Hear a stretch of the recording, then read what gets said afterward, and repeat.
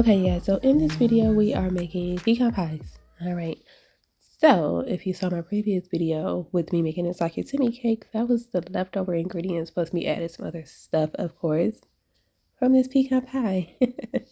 Kind of had like the same stuff that makes it so good. The pecans, the brown sugar, the cinnamon, or whatever. So I started off with 2 cups of sugar because I have 2 pie crusts. And I used 1.5 cup of brown sugar and then 1 cup of regular sugar.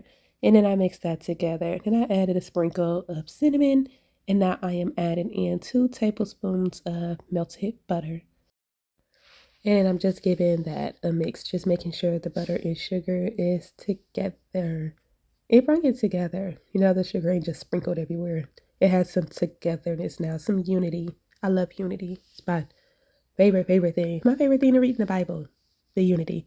Okay, so I added in 3 large eggs, and I'm just going to give that a mix until it is all nice and creamed together like this.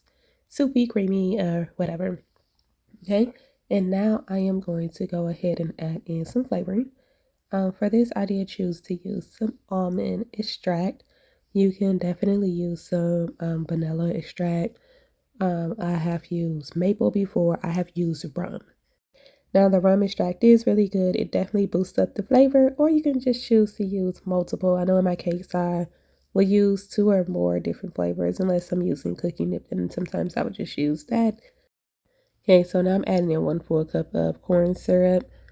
This is part of bringing everything together for this pie. This corn syrup is not going to be running. It's not going to be a very, like a soupy. Who wants a soupy type of pie that you done baked in the oven and everything is just running everywhere? No, we don't want that. Okay, so my pie crust, you guys, look all weird. Okay, a little bit of story time.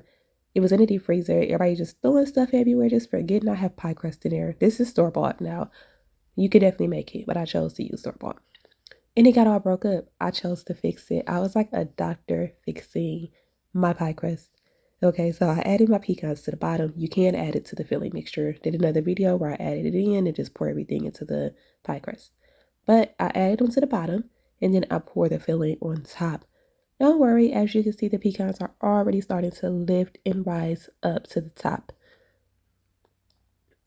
And it's going to be just what we needed. This other one you see me over here shaking, that's the second one. I did it off camera, but I added like a little bit of espresso in it because my daughter like, oh, I want chocolate. And I'm like, oh, I forgot. She wanted chocolate. So after a few minutes, all the pecans did rise to the top. And so what I'm doing is I'm just adding more pecans just to cover up where there is none at. Because we love the nuts in the filling. I mean, not the filling, the crust in this household. So they baked at 55 minutes or at 350 degrees. And this is how they look. So you want to allow them to rest for a couple of hours before you cut into it. I was going to cut it on camera and let y'all see. And this is what happened. First this, then this. Just no respect. They had no care. No care in the world. Okay, you guys. Thanks for watching. I really appreciate you guys rocking with me. And I will see you in the next one.